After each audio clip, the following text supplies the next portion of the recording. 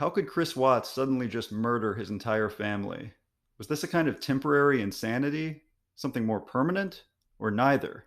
I'm a resident psychiatrist speculating about the Chris Watts case, not intending to make any formal diagnoses, and any views or opinions expressed in this video are my own and do not represent the views of any institution.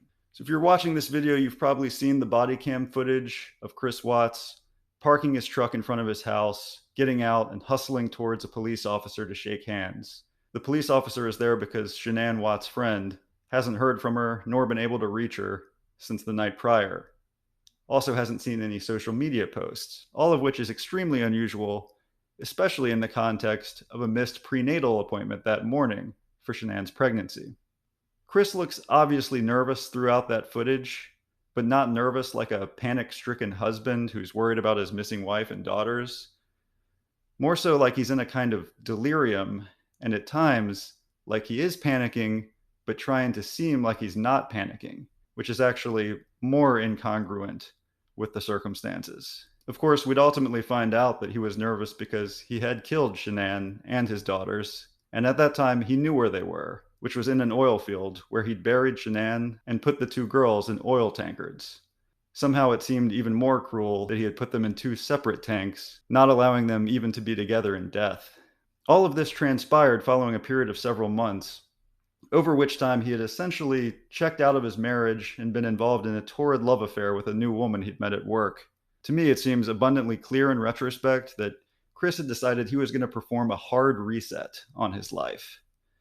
His relationship with Shanann, his family and home life, which did include dire financial straits, a history of bankruptcy and ever accruing debt, all of that was going to be erased, wiped from his hard drive, and he was going to start a new life with Nicole Kessinger, his new lover. What I want to explore is how he was able to take that idea of a hard reset to such an extreme, cruel, and all too real point.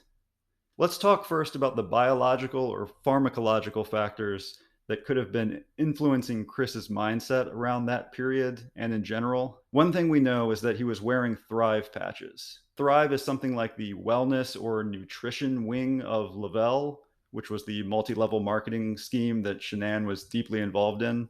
And when we look at the ingredients in various Thrive patches, many listed seem like fairly benign, run-of-the-mill herbal supplements or vitamins. In terms of the constituents that could have psychotropic properties, particularly among the compounds I suspect Chris was using for his fitness goals, the sort of fitness, workout, weight loss branded patches, there's caffeine and B vitamins, essentially the same things that are in 5-hour energy shots or similar energy drinks. Now, caffeine and B vitamins can certainly cause things like restlessness, irritability, even agitation, anxiety, even panic. However, these don't seem like the sorts of symptoms that would have played a significant role in what looks more to me like a premeditated murder, where the most unusual part is the disjointedness between who Chris seemed to be prior to this, family man, doting father and husband, to essentially deciding he could hit that hard reset and start a new life. That kind of discontinuity in time and identity doesn't seem like it would result from some restlessness or nervousness or even anxiety. The only thing that I think conceivably could speak to that kind of phenomenon might be huperzine A, because that's both a acetylcholinesterase inhibitor and an NMDA antagonist. So that NMDA antagonist part puts it in the same mechanistic class as things like ketamine or dextromethorphan. Both of these are NMDA antagonists, and that's what underlies the dissociative effects that cause the K-hole or robotripping. DXM is what's in cough syrup. The thing about huperzine A is if it caused that level of dissociation, I would think it would be recreationally used, because there are many people that do enjoy those effects of ketamine, say, or cough syrup. And I've never once heard of anyone abusing huperzine A or using it for fun.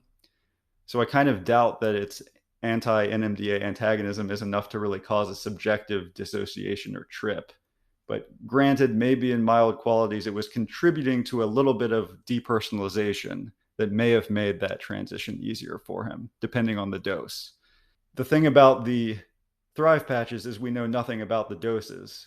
These sorts of supplements can just lean on saying, well, it's a proprietary blend, and they don't tell you how many milligrams of any of the components are in there because it's proprietary, they say. And if I put myself in a multi-level marketing company's point of view, I think that the products themselves are always secondary to the real way these companies make money, which is the marketing part, selling to other people and building your downline. So I have to wonder, would they really use products that were, one, risky, if they were using high doses of active ingredients that could really cause effects on the body and brain, when they could otherwise just rely on the placebo effect, and they're more interested in people selling the product?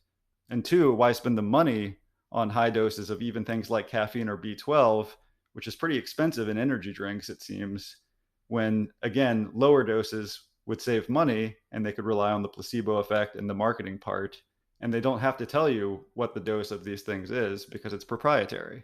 So all in all, I'm not sure the Thrive patches are a significant factor. But I wonder if there's evidence of some more potent psychotropic drugs that could have been involved here. Let's look to the infamous front porch interview he gave to local TV channels when all that was known was that his wife and children were missing. So his affect is obviously strange. He's making these verbal pleas, but has this kind of nonchalant, dazed smile. Doesn't seem like he's actually pleading at all in his affect. The words he's saying don't match at all the way he looks. Honestly, he looks outright sedated to me. So that made me wonder, did he take some kind of downer for the sake of this interview? You know, to get his nerves under control, take something that would really calm him down, and seems like he took a pretty high dose to look as sedated as he does. What we know as well, at least from Chris Watts's account to a pen pal from prison, is that the reason oxycodone was found in Shanann Watts' system was because he had tried to poison her with oxycodone weeks before the murder, because what he really wanted was for her to miscarry, and that would make it easier for him to leave the relationship when she was pregnant. I don't know that I believe anything Chris Watts says, and I think this may be him trying to convince this pen pal that, oh, I never really wanted to murder anyone. I wanted a divorce, and so I had tried that, again, through this very malicious means still, but maybe he thinks that's softening what really happened. But I do also wonder, why would he say that he gave her OxyContin if he didn't do that at some point? Or even if not that, the fact that he's talking about getting oxycodone, that's the point I'm really highlighting here. It seems like somebody had OxyContin that Chris could get it from, or that he got it from an injury at some point, say. I wondered if that's what he took on that front porch interview. But if he was on the kind of dose of OxyContin that would make him as sedate as he seems to me, we would expect his pupils to be rather pinpoint. And when we look here, while he's bleary-eyed, his pupils don't seem particularly constricted to me. Yeah, his stance and affect is bizarre. But his pupils seem about normal diameter. So then the next thing I wonder is, could he have been taking something like Xanax or Valium, so a benzodiazepine? Maybe he took one of these for that interview. That's what causes the sedation, doesn't cause a major effect on his pupils, but causes this kind of almost drunk-like stupor, the kind of goofy smiling. It's essentially like he took goofballs to do this interview with the press. And if he had Xanax or Valium for that interview, is that because he had some prior to that as well? Was there a period of time where he was taking Xanax or something like it regularly? If he were, then this is something that I think could affect his mental state pharmacologically in a significant way. There's a reason doctors tell you not to make major life decisions when you're on a new medication, particularly one of this sort, because there's supposed to be a certain level of anxiety that we all have, particularly when we're making big life decisions. If you completely get rid of inhibitions, it doesn't necessarily make you more who you are. It makes certain urges or impulses unregulated. So I do wonder if benzodiazepines like Xanax could have been a contributory factor. If not the intoxication part themselves, the cycle of getting that activity, GABAergic activity that's making you disinhibited, and then rebounding from it, depending on how often you're taking it, can really give you some unregulated moods. And during periods of Xanax withdrawal, you can go into a kind of psychosis or catatonic state. So that's the kind of psychotropic that I think is more likely to have contributed than Thrive patches, if he in fact had some. And that front porch interview makes me think he had something like it. Another possibility is that he was taking something in the steroid hormone class. Given his increased emphasis on fitness in the year plus prior to the murder, I wonder if he might have been taking something like anabolic steroids, HGH, or testosterone. However, he didn't seem to particularly bulk up in terms of mass. He really just became more fit, it looked like. Anabolic steroids, which could cause the classical roid rage, are less likely. Also, his neck would get big. I mean, even his head and jaw would have gotten bigger if he was using these significantly. He would end up looking like Arnold Schwarzenegger with a big lantern jaw. Even the when the mandible grows, the teeth will even separate. They'll get gaps between each tooth.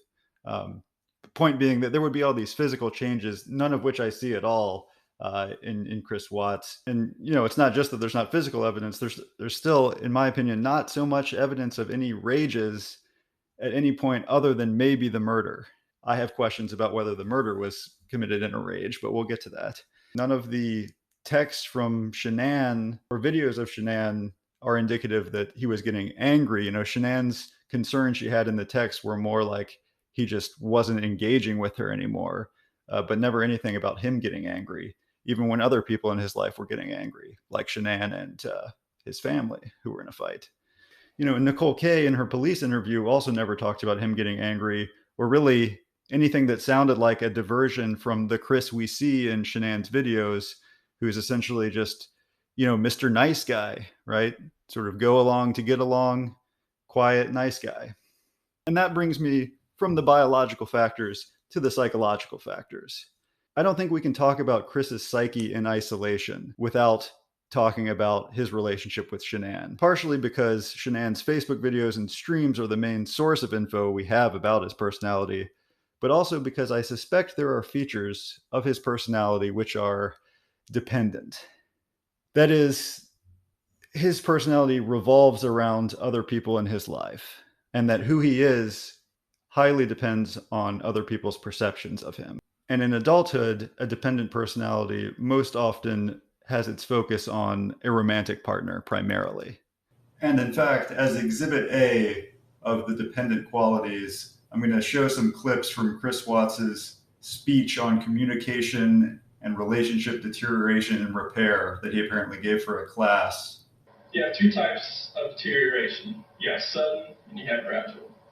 Gradual would be if you met somebody at work or a new friendship has occurred and you, as it goes on, you see that, okay, maybe this relationship has more potential than the relationship I have with my partner. More potential for what, I would ask? For emotional validation, perhaps? It sounds like he's familiar with this pattern. He calls it from his research, but I wonder if it's the way he's always lived his life, kind of moving from one person that's giving him the validation to the next person that's giving him the validation. He's also very nervous throughout this. That voice quivering, it's very different from the front porch interview, right? I think the combination of him clearly being an anxious person and talking about kind of moving from one partner to the other, or, always on the lookout for some other partner that might have more potential, kind of sounds like someone who has needs that they want to get met through a partner that's very reassuring and validating. And that would gradually push the old relationship out and push the new relationship in. Sometimes when you get married, that the lust and the desire kind of falls by the wayside a little bit. Or when your differences become more important than similarities, you just pick apart your partner and you don't see anything that you have in common anymore. You just see something he or she does and it just gets on your nerves and you just can't let that go. You do that? He's talking in the second person. You start just seeing the flaws in your partner. You can't let it go. And you feel you might do better with someone else that you've met. You think that you can no longer do, that your partner is someone that you can't be with. See, here's the thing. It's always the way he's talking, it's as if you always compare your partner with someone else, or you compare your relationship with another relationship, rather than being able to just judge it as its own thing. Is it good or bad, your relationship? It's only in comparison to other relationships because you have to be in a relationship if you're Chris Watts. He assumes everyone is like this, but it's based on his thinking that you always have to be in a relationship because you have these emotional needs that only a partner can accommodate. Sometimes people, when the relationship starts to dissolve, repair is not an option and they want to get away and start new. Avoid words like always and never. If you say this to your partner, it just makes the relationship go, makes it backtrack. You'll never get to the repair stage. Why is he so nervous? You There's take like four people in the responsibility for room. your feelings, not blame your partner. And you need to be descriptive when discussing discussing grievances. You need to own your own feelings and thoughts. Use active listening techniques. Listen to your partner. Make sure they feel wanted. Make sure that they know that you're there and not in space somewhere thinking about the baseball game that's coming up or the football game that's coming up, which I sometimes do. Dude likes sports. Think clearly before saying things you may later forget. Don't just blurt out something. Just think about it. Don't just, if something comes to your mind, then it might be wrong. I do that too. And keep channels of communication open. Always disclose your feelings. Don't keep things open. Always disclose your feelings. Don't keep things bottled up because it will later come back to bite you. Always disclose your feelings is definitely advice he was not taking from himself. The win-lose solution, sometimes when somebody loses, you'll have hostility and you'll have resentment. Sometimes they may not show it, but they will be thinking it. Resentment is a good prediction, actually. Positive evaluations, positive feelings. Always disclose your feelings, as I said. Normal behavior. Say you're sorry. I mean, sometimes it takes a lot to admit that you're just to say you're sorry, but it helps. Risk rejection. We will see him saying sorry as though that's all he needs to do when he's otherwise lying about everything. And in conclusion, I can say that relationships are hard, but they're worth it in the end. And as the Swedish proverb says, a double joy is a shared joy, and a double sorrow is not a shared sorrow. Thank you. Relationships are hard, but they're worth it because you need them to survive, is what I think he thinks. So later in 2012, he would marry Shanann Watts. She would later reflect on their getting together as the best thing that ever happened to her. And she would also tell stories about their early relationship, about how when she was at a low point in terms of her health, struggling with lupus, that Chris wasn't scared off and was there to support her. Specific examples included his accompanying her to a colonoscopy, and another about how Chris let her fall asleep on him for 3 hours when he had to go to the bathroom. Like through sickness and everything, he's been there. He was the one that let me lay on him and fall asleep for 3.5 hours on his lap while he had to pee. Now, it may be that this really was Chris being nice in a real way, rather than being a sort of passive, codependent, and people-pleasing nice guy. But taking it in context, I'm leaning towards the latter, sort of fake nice guy personality. One thing is, how did Shanann know that he needed to go to the bathroom that whole time? Evidently, he told her that, so it did seem like he wanted to score some martyr points for having endured those 3 hours where she was sleeping on him and not waking her up.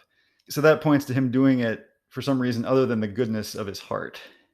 And as the psychologist Robert Glover would point out, doing nice things because you want something in return is not actually nice. That's nice guy behavior. So in his relationship with Shanann from there, which I believe he needs to fill the dependent hole that I suspect he has, things do eventually deteriorate, but I'm not exactly sure when. I actually suspect it only started once he found Nicole Kessinger, who he identified for whatever reason as the new person he was going to be dependent on. So either then or maybe before, the appeasement he was doing with Shanann, endless appeasement, masked a growing resentment that was simmering below the surface. The videos where he's constantly being filmed as part of Shanann's marketing job do, I think it's fair to say, show him as being treated as kind of a prop at times, to be honest. And you can tell it's becoming less and less amusing for him to be in that role. There's no more obvious example of that than the surprise pregnancy announcement video, where he seems almost paralyzed. We did it again. I like that shirt. We did it again. I like that shirt. Really? Really. That's awesome.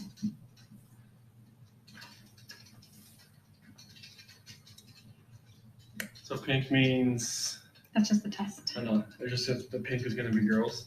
I don't know. Just the test. That's awesome. Trying to do the kind of appeasement and mask wearing that he's used to doing. Guess when you want to, it happens. But unable to wear the mask effectively at that point. There was also the fight between the families that had occurred over the spring and summer prior to the murders. And in those text exchanges, you can see him trying to appease Shanann's rage, which is towards Chris's mom, over this situation with an allergen. And I actually imagine at that point, Chris was probably trying to appease Shanann and trying to appease his own family. I wonder if he was not entirely convinced that this allergen issue was justifying Shanann's reaction. And I wonder if he was even doubting the girl's health issues in general. But you can picture him sending Shanann the text we've seen, but also sending his parents text that essentially just apologize on Shanann's behalf and sort of blame her for just being crazy. This is speculation. It just seems like he's got the kind of personality that I've seen other people do, that sort of playing both sides in a fight because he's so conflict avoidant during those times. And actually gaslighting his partner.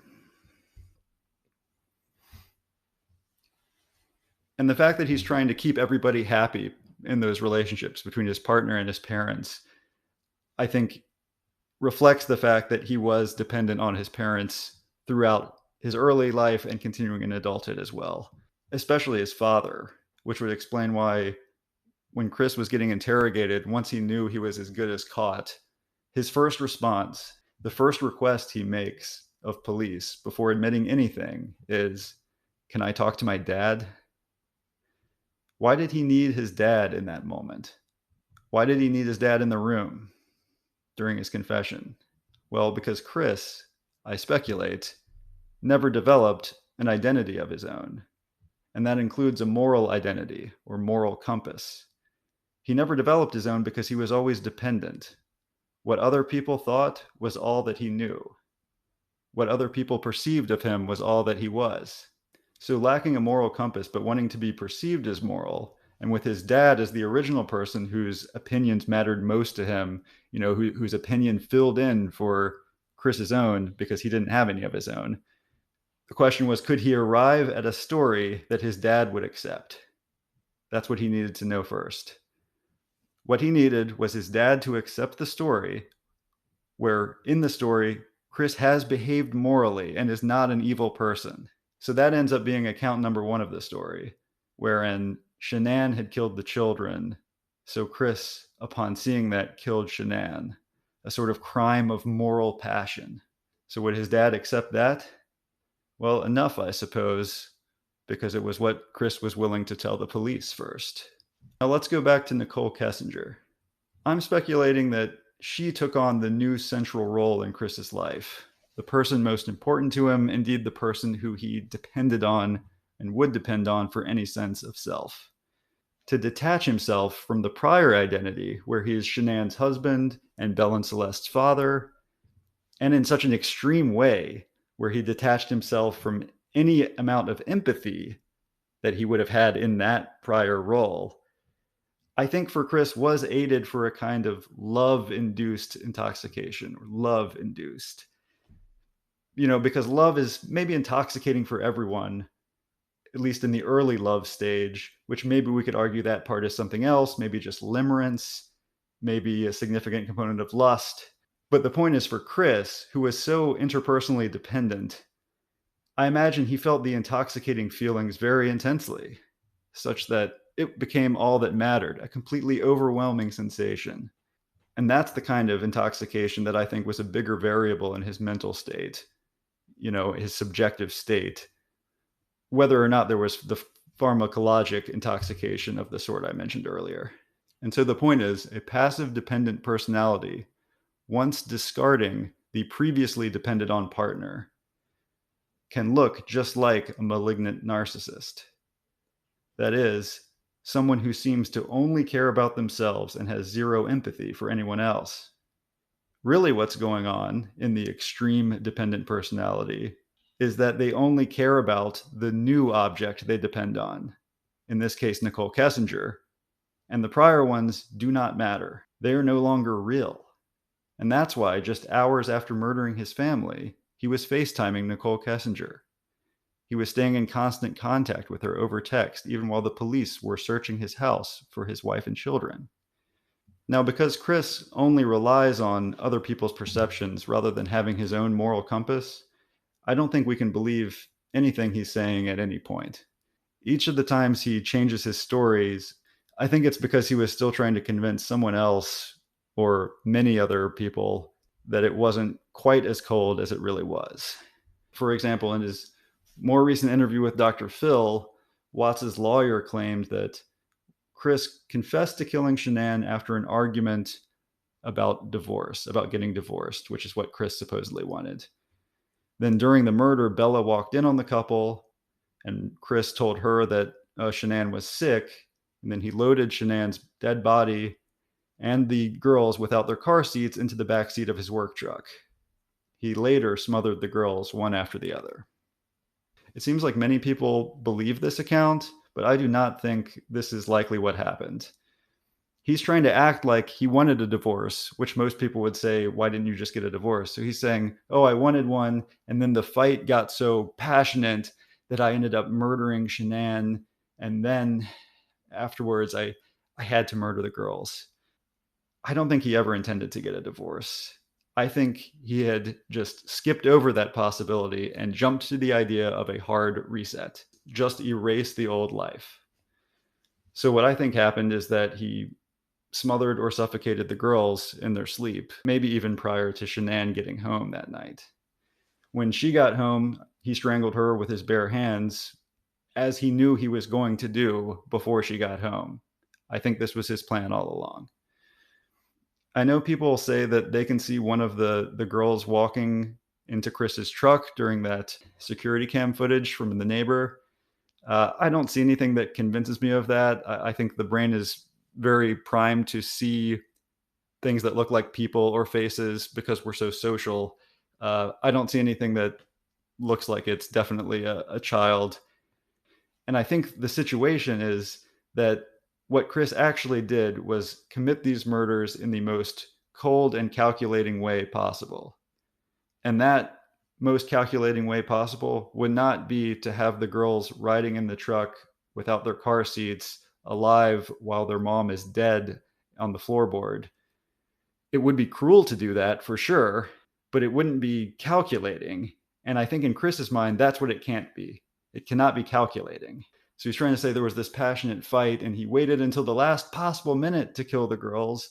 And he had to do it because their life would have only been suffering once their mom was dead. And so it was still something where he was trying to do the right thing, something that's ridiculous at that point. There's no logic in it. But the important thing to him is that he needs people to not see it as quite as cold as it really is.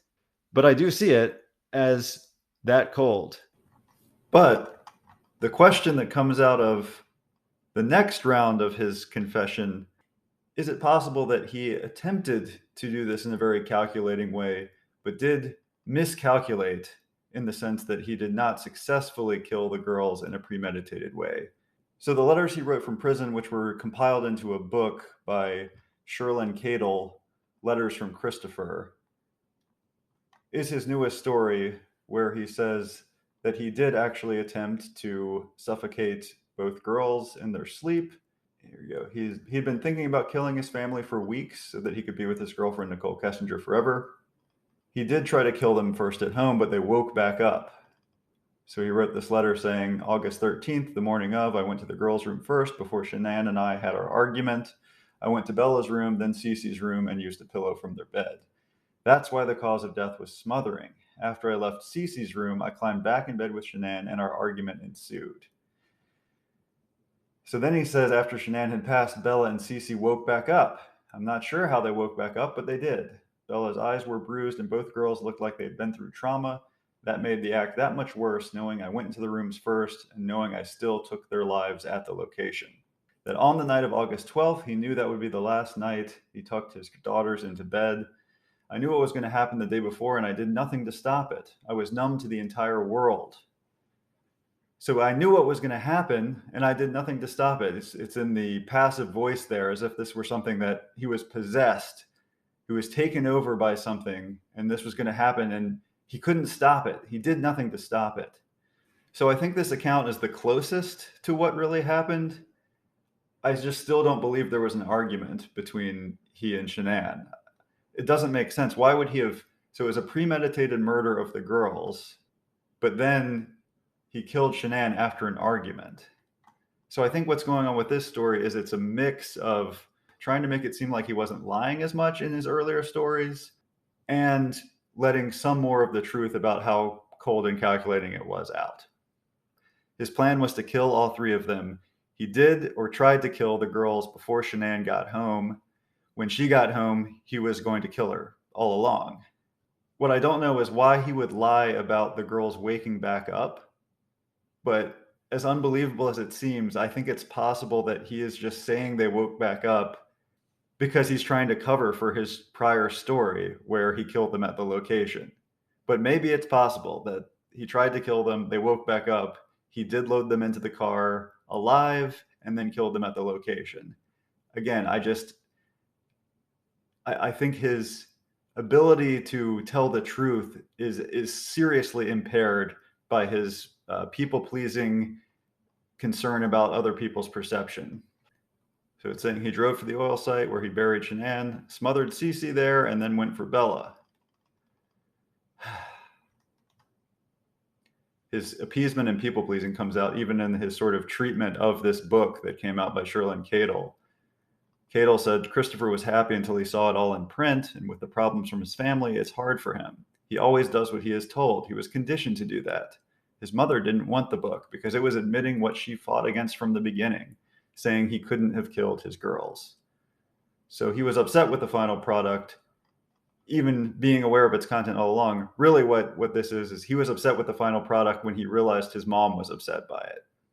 But so I honestly don't know if he killed the girls twice, as he's saying now, or if part of that is him having to somehow align the prior confession he told where he kills the girls at the oil site with this current confession where he's willing to admit that it was a premeditated murder so he could be with Nicole. Whatever it is that happened, I do see it as the coldest thing possible. That is, it is completely devoid of empathy. And it is, I think, the product of an inability to see people as anything other than objects that he either does or does not depend on. The ones he does emotionally depend on, all he knows how to do is please or appease them. And so what they think of him is all that matters. The ones he doesn't depend on might as well not exist. The last thing I'll comment on is his new prison personality, where he is a devout religious Christian. The obvious interpretation of this is that this is the latest attempt to please people. This is people pleasing on the sort of wide scale, for his audience on the broad stage of people following up on Chris Watts in prison.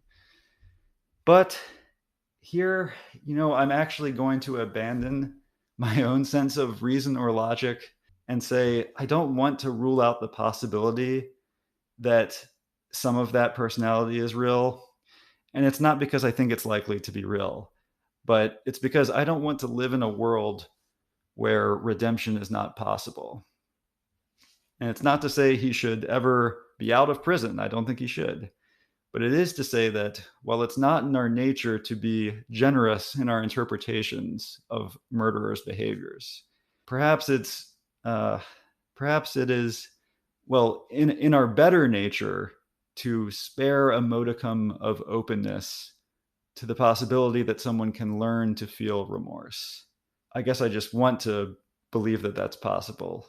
Well, maybe we can agree on at least that on the spectrum of evil type behavior, if you're going to compare Chris Watts' recent behavior, which includes, saying and acting like he has remorse, with someone like the Ohio school killer, TJ Lane, who showed up in court wearing a t-shirt that he'd written in permanent marker "killer" across the front and made a statement where he mocked the victims' families in the most vile way imaginable. At least there are times when being a people pleaser and trying to please everyone, while it's not going to be successful in the long run, perhaps there are times when pretending to do something can turn into actually doing the thing. It's at least better than leaning into having zero remorse. So I suppose that's the generous note that I'll try to leave Chris Watts on.